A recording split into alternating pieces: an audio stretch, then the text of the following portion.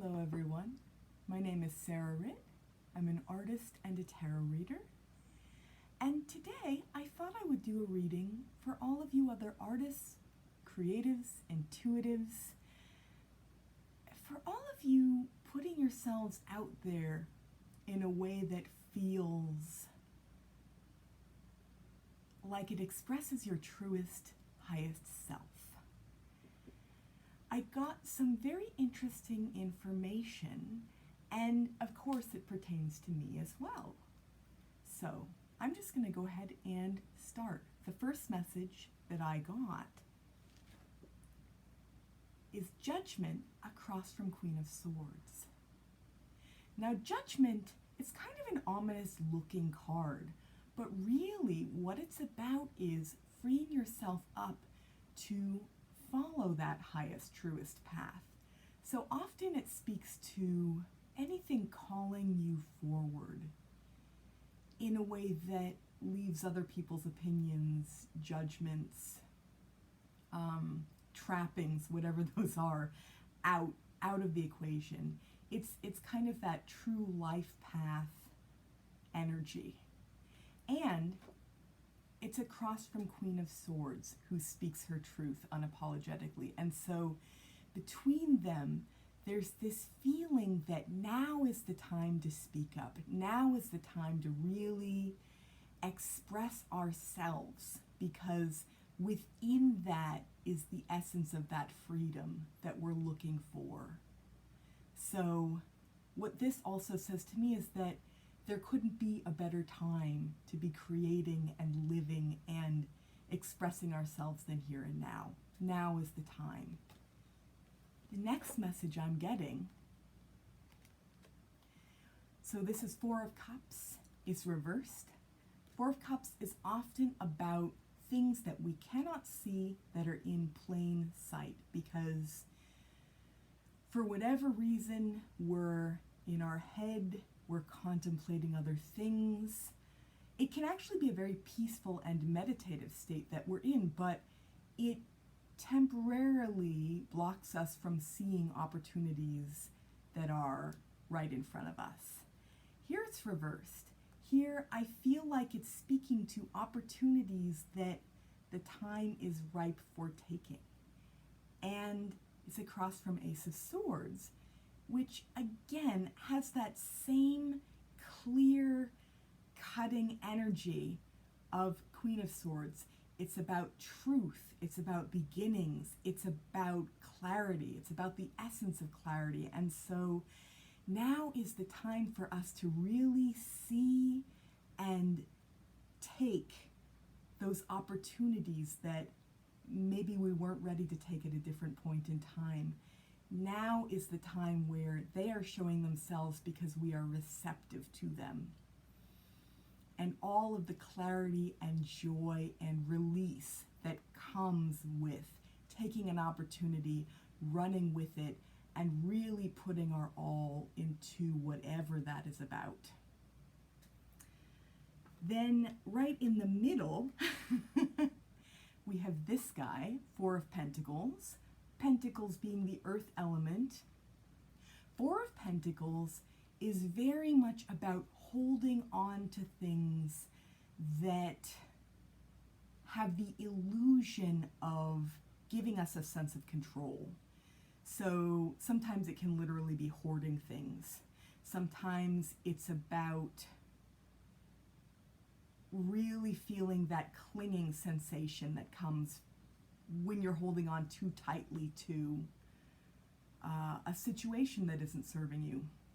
So even as it's pentacles, even as it has to do with tangible, solid, material things, it also gets into clinging to situations, even if the situations are more ethereal. That there's that, maybe like Ram Dass might say, wanting to collect an experience and really own it in a way that actually either isn't possible, isn't healthy, isn't of help to you in the longer run. So there's that feeling of really clinging to control. Here it's in reverse. Here And actually, the message I'm getting is let it out. You know, this is the time for release and clarity. And so all of the stuff that's been haunting you, that's been in the background, that's been weighing you down, this is a time to really joyously release the clinging to all of that stuff. Let your creativity flow. Let your life force flow. Let yourself transcend that need to always be in control in whatever form that takes. That is the message I'm getting from this card. The next three cards that are coming up are Two of Wands reversed, Seven of Cups, and Knight of Swords. Now this is an interesting message. Here we have fire. Two of Wands can be about looking back and feeling like there's a confidence that comes with what you know and what you've experienced. Here, I feel like as these opportunities are presenting themselves, here you have choices. You have lots of choices, lots of opportunities. As these things are presenting themselves, it can feel difficult to not get overwhelmed and to not feel like you don't know which way to go. Even as your higher self is calling you in specific directions, it's easy for the brain to get in the way. It's easy for the intellect to get in the way. And here we have the intellect, because swords deal with air. And so air is all of our conscious thought. Air is the power of the intellect and the hampering of the intellect as well. It can get into that territory. And so the way this reads to me is that there's a bit of lack of confidence in knowing which way to go. There's a bit of lack of confidence there, and there's this feeling that we need to strategize and we need to plan and we need to plan in advance, when really it's all about tuning into what you already know. So really the time is now, which goes right back to this message here. The time is now. The opportunities are presenting themselves. We know which way to go, even as the intellect says, do I know which way to go?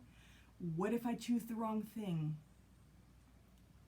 Even that is an illusion. Even that is an illusion. All of it is of benefit, but also our highest, truest self is calling us forward. And so that part always knows what to choose and what is of benefit. So we really can't lose. It's just that we can temporarily be hampered by our intellect and our doubt and our temporary lack of confidence. So that's what that is about. Now, along with that, this trio of cards is kind of the perfect pairing to that. So here we have the slowest, most deliberate knight. Now, knights are motion. He is pentacles, so he is earth, and so he goes at a slower, more deliberate pace. There's a feeling of pragmatism. There's a feeling of needing to work really hard to get anything done. And there's some illusion in that as well. Now, he is right next to the moon reversed, which is right next to the hermit reversed. And so this is an interesting collection of cards. What I'm getting from these are that when we feel we need to trudge, when we feel we need to put our nose to the grindstone, there's the danger of being uninspired and acting from an uninspired place, which means that we're not tuned in to our higher self. We're not tuned into what we know on a deeper level. And so there's some confusion. It's like trying to wade through the fog and trudging through and just having a really difficult time seeing clearly.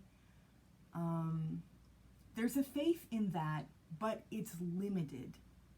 So what I'm getting from these, coupled with the Hermit reversed, is that it's easy to feel alone in what you're doing. It's easy to feel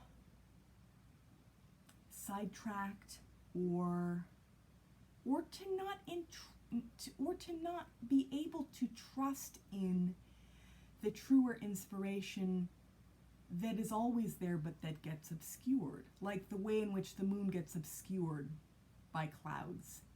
So I feel like all of that, it's kind of coming back to this center of the reading, which says, let it go. If you can let some of those notions of having to work 10 times as hard and weighing yourself down, if you can let some of that fall by the wayside, you will be really surprised, and this is another Abraham Hicks kind of expression, you'll be surprised and delighted at what you find yourself doing and what you find yourself called to do, and how everything just falls effortlessly into place without having to trudge.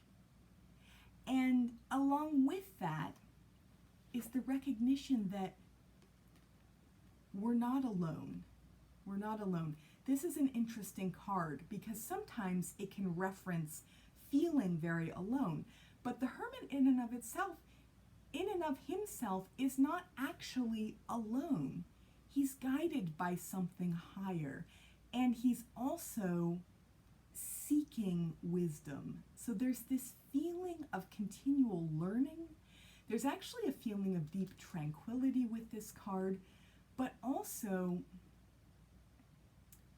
being a witness to something higher that's actually the opposite of being alone. And so here I feel like a lot of our insecurities can come out, a lot of our shadow feelings about what it is to be alone, what it is to be unsupported. There's an illusion in that that's very compelling, that's very powerful, but that isn't really the clearest, truest reality. You know, it's maybe what Ram Dass would call, it's a relative reality, but it's not really the heart of what life is for us, what our human experience is in the broader, more expanded sense. It's something we go through that's very relatively real, but we are far more supported than we realize some of the time. And so this is just a really beautiful set of messages for all of us who create, for all of us who really are able to find the courage within ourselves to express ourselves and express who we are, and allow ourselves to be apart, to set ourselves apart from the crowd just naturally by being who we really are, and letting that flow, and allowing those around us to be inspired by who we really are. So for all of you fellow artists and creatives and intuitives out there, I hope that you have enjoyed this reading, and I hope that you have resonated with the parts that speak to you. And yeah, please like, subscribe, and I look forward to making many more videos. Happy creating. Bye for now.